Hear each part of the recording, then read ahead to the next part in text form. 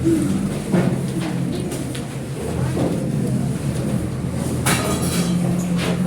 વિદ્યાર્થી મિત્રો, આજે આપણે ગણિતમાં 10મો અને 100મો ભાગ જે આપણે આગલા પીરિયડમાં શરૂઆત કરી હતી એમાં આગળ વધ્યું. ચેપ્ટર 10 10મો અને 100મો. તો હવે આપણે ચેપ્ટર 10 10મો અને 100મો ભાગમાં અહીં અમુક મહાવરા આપેલા છે, એ મહાવરાથી આપણે શરૂ કરીએ. 0.9 સેમી એટલે કેટલા? તે ખાલી જગ્યા મીમી જેટલું છે, જેને આપણે 1 સેમીના 10 ભાગમાંથી 9 ભાગ જેટલું કહી શકીએ. બરાબર ને? 0.9 સેમી આપણને કીધું છે 0.9 સેમી બરાબર 0.9 સેમી એટલે કેટલા? તે ખાલી જગ્યા મિલીમીટર જેટલું છે. 0.9 સેમી એટલે કેટલા? તે ખાલી જગ્યા મિલીમીટર જેટલું છે. 0.9 સેમી છે એને આપણે 9 મિલીમીટર જેટલું કહી શકીએ છીએ. એટલે કે તે 1 સેમીના ભાગ આપણે 1 સેમીના 10 ભાગમાંથી 9 ભાગ જેટલું થાય. એટલે કે સેન્ટીમીટરનો 9મો ભાગ થાય. સેન્ટીમીટરનો 9મો ભાગ થાય છે. પછી આપણને બીજો પ્રશ્ન પૂછ્યો છે. આથી 30.5 સેમી એ ખાલી જગ્યા સેમી અને ખાલી જગ્યા મીમી જેટલું છે. 30.5 સેન્ટીમીટર એ ખાલી જગ્યા સેન્ટીમીટર અને ખાલી જગ્યા મિલીમીટર છે. 30.5 સેન્ટીમીટર ખાલી જગ્યા સેન્ટીમીટર અને ખાલી જગ્યા મિલીમીટર થાય.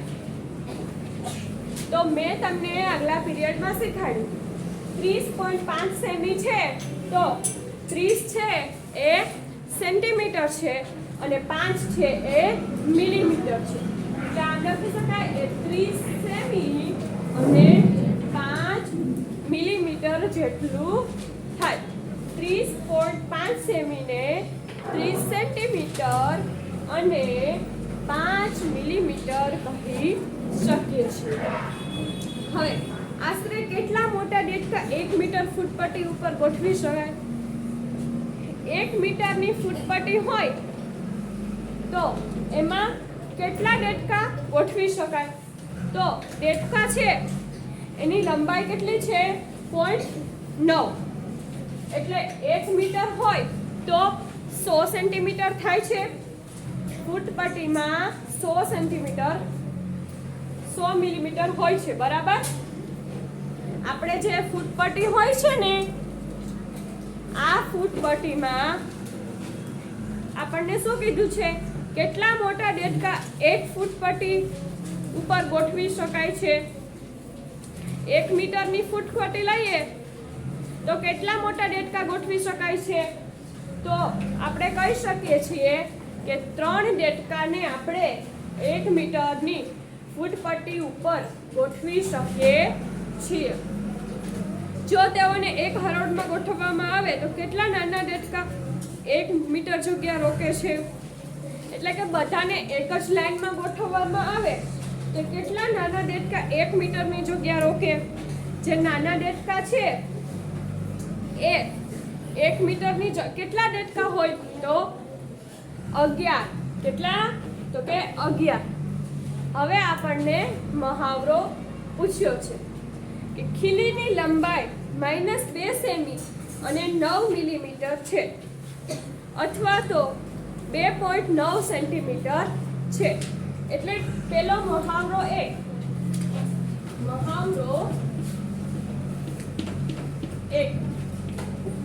ખીલીની લંબાઈ 2 સેમી અને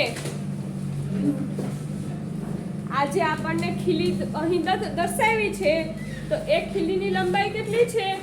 અહીંયા સુધી છે 2 સેન્ટીમીટર ને પછી આગળ કેટલા કાપા છે? તો કે 9.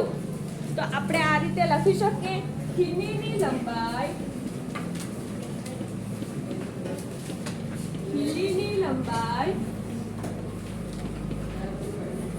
2 સેન્ટીમીટર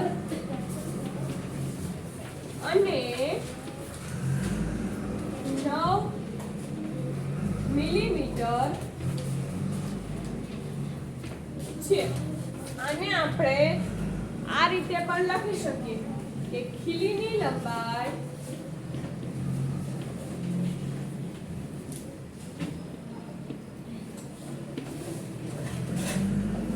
2.9 સેન્ટીમીટર. આમ પણ આપણે લખી શકીએ છીએ. અહીં આપણને જે ખીલી દર્શાવી છે આ ખીલી એ કેટલી લાંબી છે? તો આપણને ખબર 2 સેન્ટીમીટર તો છે, પરંતુ અહીંયા સુધી છે એટલે કાપા કેટલા છે? 1 2 3 4 5 6 7 8 ને 9. તો 2 સેન્ટીમીટર અને કાપા કેટલા છે? 9, એટલે 9 મિલીમીટર થયું. હવે એને આપણે આ રીતે લખી શકીએ કે ખીલીની લંબાઈ 2 સેન્ટીમીટર અને 2.9 સેન્ટીમીટર એવી રીતે પણ લખી શકીએ છીએ. હવે આપણે મુહાવરો બીજો કરવાનો છે. અહીં આપણને એક ભીંડો દર્શાવેલો છે. આપણને શું કીધું? આ ભીંડાની લંબાઈ ખાલી જગ્યા સેમી અને ખાલી જગ્યા મિલીમીટર છે, જેને આપણે ખાલી જગ્યા સેમી પણ લખી શકીએ છીએ. અહીં જે ભીંડો દર્શાવેલો છે એ કેટલા સેન્ટીમીટર લાંબો અને કેટલા મિલીમીટર લાંબો છે? તો જોઈએ આપણે. તો એ ભીંડો છે એ 8 સેન્ટીમીટર લાંબો છે અને પછી કેટલા આંકા સુધી છે? 3 આંકા સુધી. એટલે ભીંડાની લંબાઈ આપણે આ લખી શકીએ. ભીંડાની લંબાઈ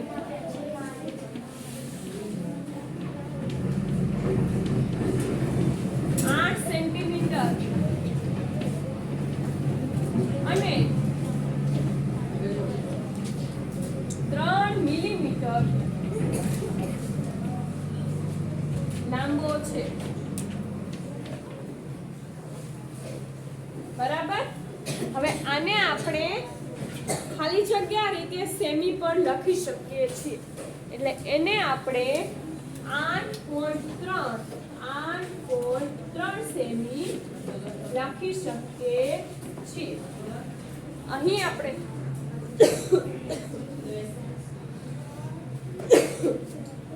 મુહાવરો 2 આપણને એક ભીંડો આપ્યો છે. અહીં એ ભીંડાનું માપ કેટલું છે? તો આપણને બધાને દેખાય છે કે ભીંડો છે એ 8 સેન્ટીમીટર લાંબો છે. હવે મિલીમીટર તો કે 8 સેન્ટીમીટર પછી કેટલા આંકા સુધી છે? તો કે 3 આંકા સુધી. એટલે 8 સેન્ટીમીટર 3 મિલીમીટર, પરંતુ એને આપણે 8.3 સેન્ટીમીટર પણ લખી શકીએ છીએ. હવે મુહાવરો 3.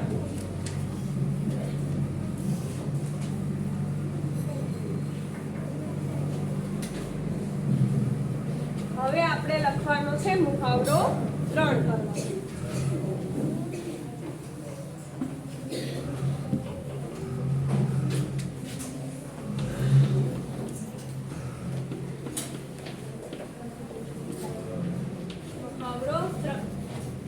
એમાં આપણે મહાવરા 3 માં શું કીધું છે કે આપણને અહીં 3 મીણબત્તીઓ આપી છે. 3 મીણબત્તી, ત્રણેય મીણબત્તીની જ્યોત પહેલી, બીજી અને ત્રીજી. નાની છે એ પહેલી, એના પછીની બીજી, સૌથી મોટી છે ત્રીજી મીણબત્તી. ત્રણેય મીણબત્તીની જ્યોતનો અને ત્રણેય મીણબત્તીનો માપ કરવાનો છે કે કેટલી લાંબી છે. અહીં લખીએ લંબાઈ. અહીં લખીએ લંબાઈ કોની? તો કે મીણબત્તીની. પછી લંબાઈ સેમીમાં અને મિલીમીટરમાં. લંબાઈ સેન્ટીમીટરમાં લખવાની છે અને લંબાઈ મિલીમીટરમાં લખવાની છે. કેટલા સેન્ટીમીટર લાંબી છે, કેટલા મિલીમીટર લાંબી છે. અને અહીં લખવાનું છે ખાલી લંબાઈ સેન્ટીમીટરમાં, એટલે કે સેમીમાં. હવે આપણે જોઈએ તો અહીં મીણબત્તી 1 ની પહેલા, પછી જ્યોત 1 ની પહેલા આપણે કોની કરવાની? મીણબત્તી 1. મીણબત્તી 1 ની પછી જ્યોત 1 ની લંબાઈ જોવાની, પછી મીણબત્તી 2 ની અને જ્યોત 2 ની. એવી જ રીતે આપણે મીણબત્તી 3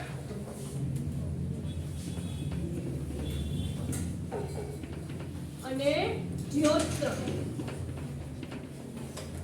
એ લખવાનું છે. તો આપણે જોઈએ કે મીણબત્તી 1 છે એ કેટલા સેન્ટીમીટર લાંબી છે અને કેટલા મિલીમીટર લાંબી છે. હું અહીં માપીને લખું છું, તમે પણ ઘરે જઈને માપજો. મીણબત્તી 1 છે એ 2 સેન્ટીમીટર લાંબી છે અને 9 મિલીમીટર. 2 સેમી અને 9 મીમી, 9 મિલીમીટર. બરાબર. મીણબત્તી 1 છે એ 2 સેન્ટીમીટર લાંબી છે, 9 મિલીમીટર, 2 સેન્ટીમીટર અને 9 મિલીમીટર લાંબી છે. તો એને આપણે સેન્ટીમીટરમાં લખવું હોય તો આપણે આમ લખી શકીએ 2.9 સેન્ટીમીટર. 2.9 સેન્ટીમીટર. હવે જ્યોત 1. જ્યોત 1 છે, આ પહેલી જ્યોત, એ કેટલી લાંબી છે?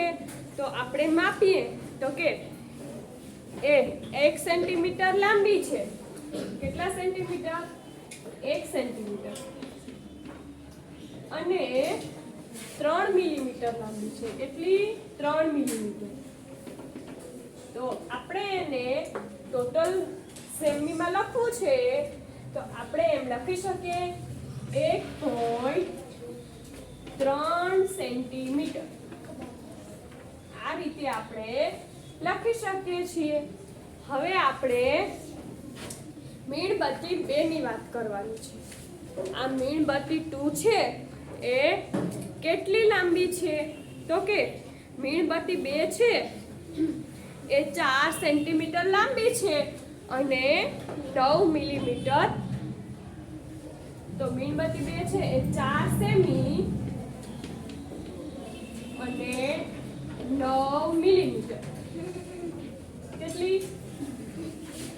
9 મિલીમીટર. તો આને આપણે લખવું હોય તો આમ લખી શકીએ 4.9 સેમી.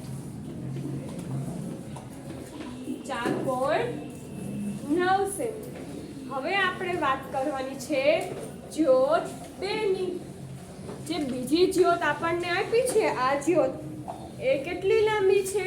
તો આપણે એ જ્યોતની લંબાઈ જોઈએ કે એ જ્યોત છે એ 1 સેન્ટીમીટર અને 7 મિલીમીટર લાંબી છે.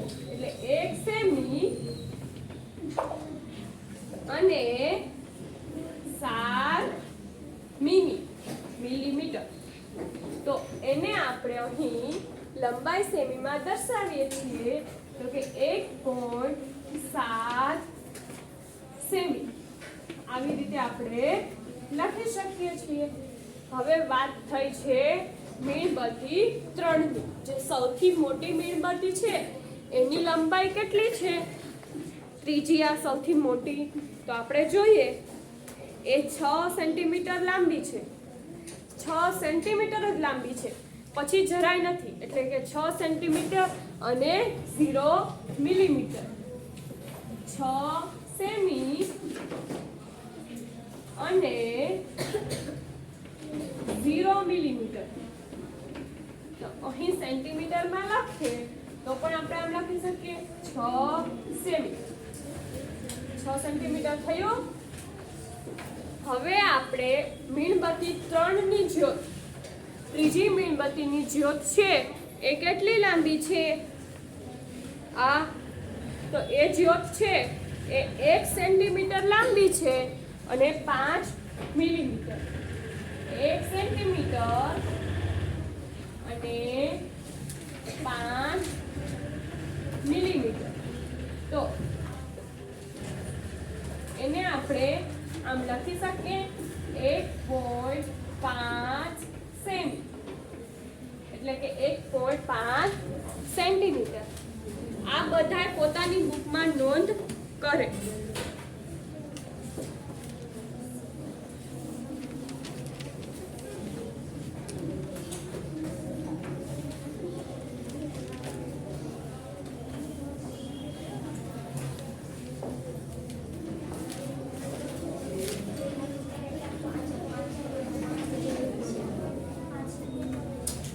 હવે આપણને આ મહાવરામાં આટલું તો કીધું છે, પછી એવું કીધું છે મીણબત્તી 1 અને મીણબત્તી 3 નો તફાવત કીધો છે. એટલે પહેલા આપણે કરીએ મીણબત્તી 1 કેટલી લાંબી છે? તો કે 2 સેમી. તો મીણબત્તી છે 2 સેમી અને 9 મિલીમીટર, એટલે 2.9 સેન્ટીમીટર. અને એ મીણબત્તીની જ્યોત કેટલી છે? 1.3 સેન્ટીમીટર. 1.3 સેન્ટીમીટર. તો આપણે આમ કહી શકીએ છીએ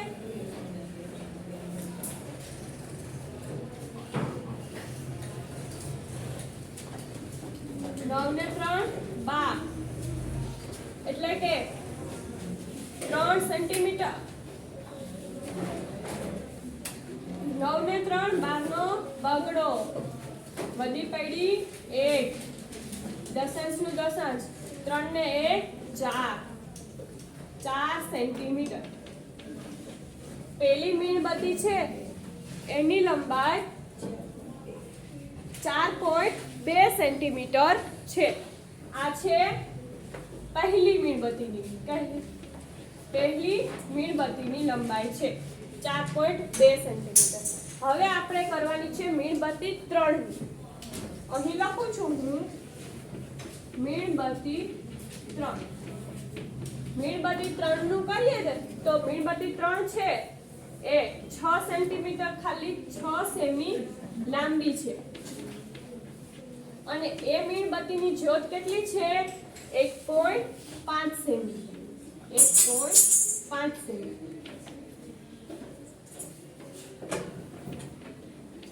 આ મીણબત્તી હતી, આ જ્યોત.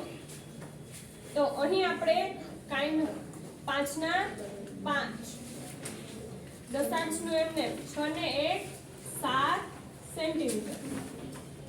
7 સેન્ટીમીટર છે. તો ત્રીજી મીણબત્તી છે, ત્રીજી જે મીણબત્તી છે એ 7.5 સેન્ટીમીટર લાંબી છે અને બીજી છે એ 4.2 સેન્ટીમીટર લાંબી છે. હવે આપણને વાત કરી છે તફાવતની. તફાવત પૂછે એટલે મોટામાંથી નાનું બાદ કરવાનું. તો આપણે ત્રીજી મીણબત્તી, હવે હું આ ચેકી નાખું. ત્રીજી મીણબત્તીમાંથી આપણે પ્રથમ મીણબત્તીને બાદ કરવાની છે. એટલે મીણબત્તી 3 ની લંબાઈ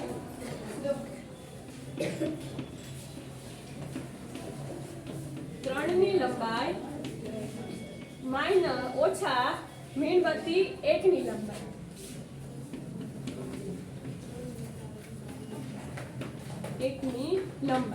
હવે મીણબત્તી 3 કેટલી છે?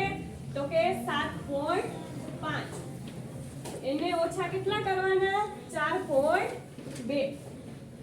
તો આપણે આમ કરીએ 7.5 ઓછા 4.2. 5 માંથી 2 જશે તો 3. દશાંશનું દશાંશ અહીં રાખી દેવાનું. 7 માંથી 4 જાય તો 3. એટલે આપણને તફાવત કેટલો મળે? આપણને તફાવત 3.3 સેન્ટીમીટર 3.3 સેન્ટીમીટર કેટલો મળશે? 3.3 સેન્ટીમીટર. અહીં આપણે મહાવરો 3 પૂર્ણ કર્યો. પહેલા આપણે મીણબત્તીની લંબાઈ મેળવવાની, ત્યારબાદ જ્યોતની, એવી રીતે ત્રણેય મીણબત્તીનું કરવાનું. પછી આપણને તફાવત શોધવાનો કીધો. એટલે આપણે પહેલી મીણબત્તી અને ત્રીજી મીણબત્તીનો તફાવત કીધો. એટલે પહેલી મીણબત્તીની અને એની જ્યોતનો સરવાળો કરવાનો, ત્યારબાદ ત્રીજી મીણબત્તી અને એની જ્યોતનો સરવાળો કરવાનો, પછી બંનેનો તફાવત એટલે મોટામાંથી નાનું બાદ કરવાનું. એટલે આપણને તફાવત મળે છે 3.3 સેન્ટીમીટર. હવે અંદાજ લગાવો અને રંગ પૂરો. આપણે જોઈએ છીએ અંદાજ લગાવો અને રંગ પૂરો. અહીં કીધું છે તો અહીં આપણને જુદા જુદા નળાકાર આપેલા છે. બરાબર? નળાકાર કેટલી સાઈઝના છે? જો 1 2 3 4 સાઈઝના નળાકાર અહીં આપેલા છે. હવે શું કીધું છે? 1 સેમી કરતાં ઓછી હોય તો એને લાલ રંગ પૂરવાનો. જે નળાકારની લંબાઈ 1 સેન્ટીમીટર કરતાં ઓછી હોય તો એમાં કયો રંગ પૂરવાનો? લાલ.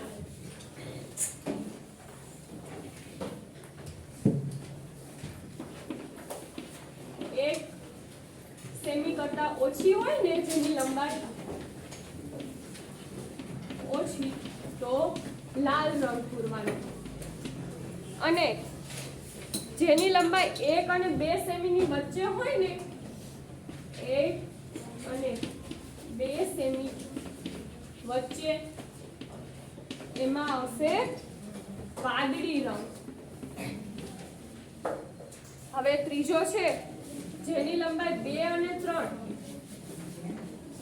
અને 3 સેમીની વચ્ચે હોય ને, એને પૂરવાનો છે લીલો રંગ.